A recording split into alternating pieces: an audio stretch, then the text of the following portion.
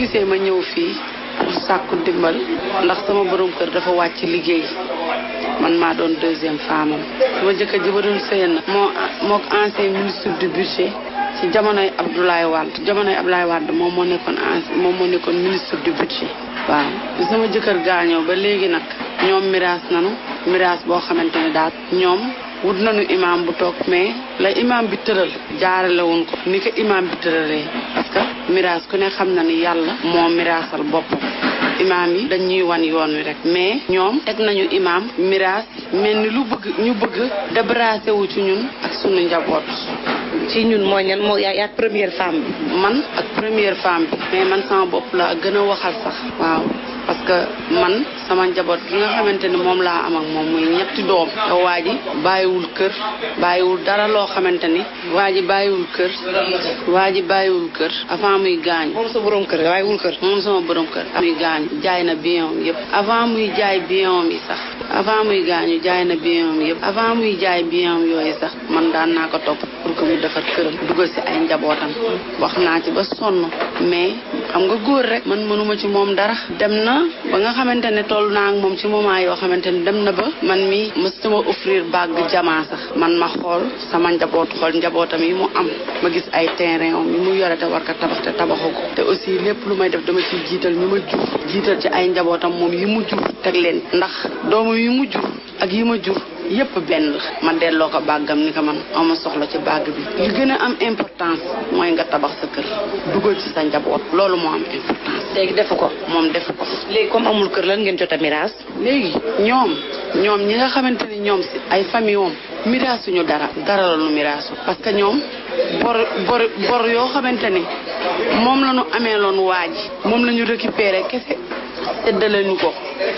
bor yooyu la ñu récupéré séddale ñu ko. miraas nañ ko wala miraasuñ ko li mu jot a am bokk séddale nañ ko wala séddale wuñ ko. li mu jot a am séddale wuñ ko mantulaay séddale wuñ ci dara li ñu séddale daal mooy bor yi nga xamante ni moom la ñu amee loon sama borom kër. loolu la ñuy fay nañ ko. loolu bor yi nga xamante ni ay ñi mu doon liggéeyal ñoom ñoo ko yore noonu loolu la ñu séddale. imaam bi ni loolu lay miraas ak oto bi nag biñ koy miraas dañu demandé ñun jabar yi ndax bëgg nañu oto yi ñun soxlawuñu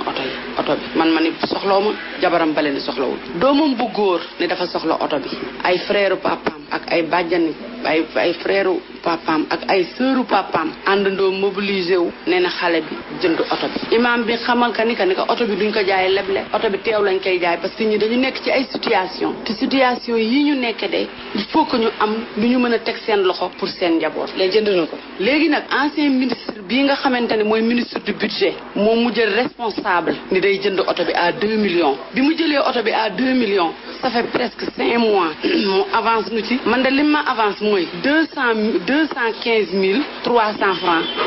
laa fekk ci sama biir enveloppe ñu avance ma ko ci xaalis man nag li may indi fii mooy sàkkuma ndimbal ci moom ndax muuru naa tenjin man ak sama wujju ba mureeku mosuma gis liitaru dawlin wala benn kilo ceeb man nag li may indi fii bu doon man kese la bu doon man dong la fii sama tànk du fi dëgg mais dama di ndey te dama jur samay doom bëgg naa sama njaboot te bëgguma sama njaboot sonn bëgguma sama njaboot tumu ranke li ma fi indi mooy comme jëloon responsabilité bi ne jënd na oto bi man xaw ma këram man këram mësuma fa dem temps yi paa neexawuloon ak sa jëkkër te ñu bokk ndey baay neexawoon na ak sama jëkkër moom du recevoir kenn xamul samay doom keroog bi sama jëkkër deewee la ma gis samay doom xamul sama benn doom man bi sama jëkkër feebaree 3 ans avant muy feebar man mi sëy moom gis ko xool ko xam ni kii wérul feebaran kay dab si ma ànd ak benn cousin om mu yóbbu ba bureau virage Almadi ma dem ba bureau woo ko recevoir ma jot ko téléphone mu ni ma lan nga may doya mbaa jàmm la ma ne ko man de jàmm rek laa lay doy parce que c'était la première ma ne ko man jàmm rek laa lay doy parce que c'était la première fois ma dem fa mu daal ni man lan la da nga jotee diw ma ne ko jotee ma ak moom dara diw de dafa feebar te feebar bii mu feebar comme yow yàlla defal na la sutura te mën nga dimbali sa frère